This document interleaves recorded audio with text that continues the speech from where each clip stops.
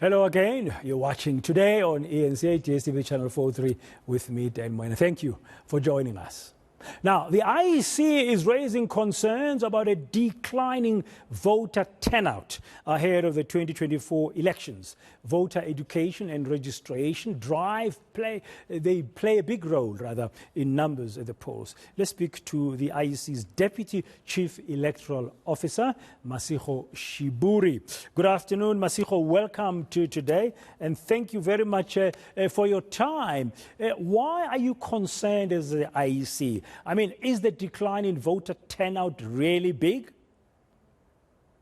Good afternoon, Braden. Indeed, the rate of participation should concern all of us because participation in each election is among one of the key indicators of the health of a democracy. And thus, on our view, is that participation in elections cannot be relegated only to an election management body. All of us, media, contestants, political parties, independent candidates, have a role to play to continue to enthuse citizens to remain connected with the public affairs of their country. We've seen declining rates of participation with each election, and the lowest of which was in the local government elections in 2021, where only 46% of the registered voter population turned out to vote.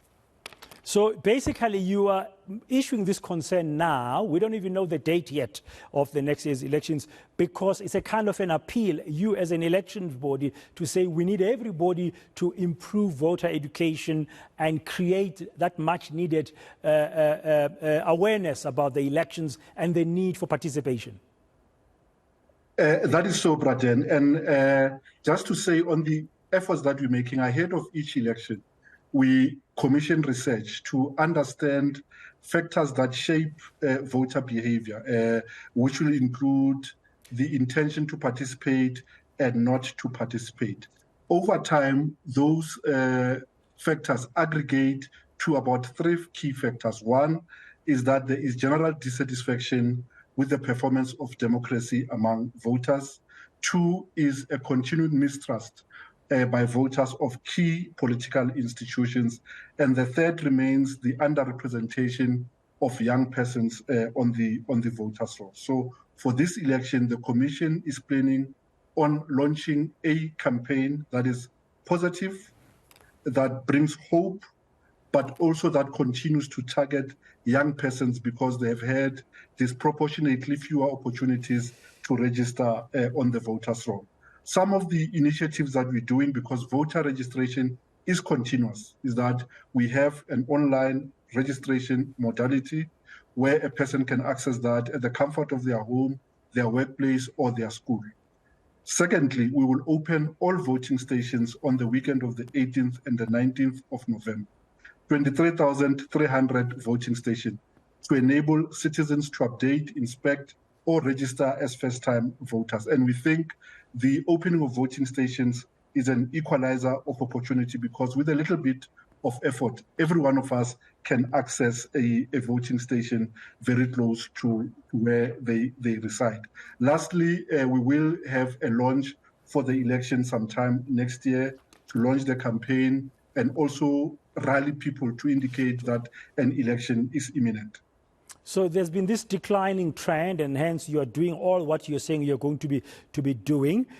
In terms of next year's elections, I mean, there's more than 300 parties that are going to participate.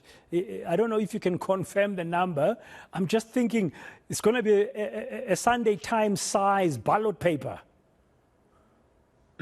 Indeed, Braden, the Commission is a registrar of parties, and the registration of parties is continuous. As we speak now, there is notionally 350 parties that may contest elections next year because they are registered at the national level. But before they do so, they must meet the requirements for contestation. If they do, we may indeed end up with a very unwieldy ballot paper. The following needs to be said. With each election, we see an exponential increase in the number of parties and candidates.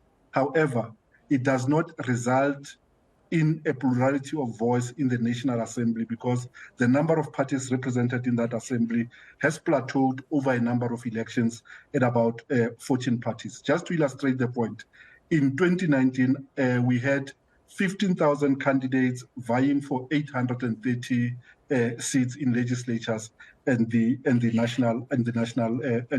National Assembly. So the increase in participation has not translated in plurality of voice in the legislative assemblies.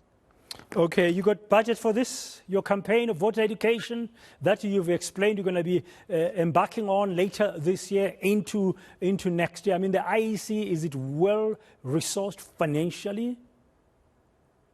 All of us, Braden, think we can do with a little bit more money. However, the country has placed at our disposal sufficient resources to deliver an election that will meet the constitutional standard.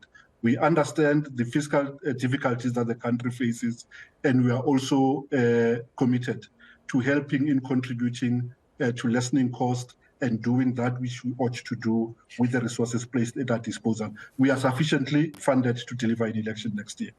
Thank you very much. Masego Sheburi, the Deputy Chief Electoral Officer of the Independent Electoral Commission of South Africa.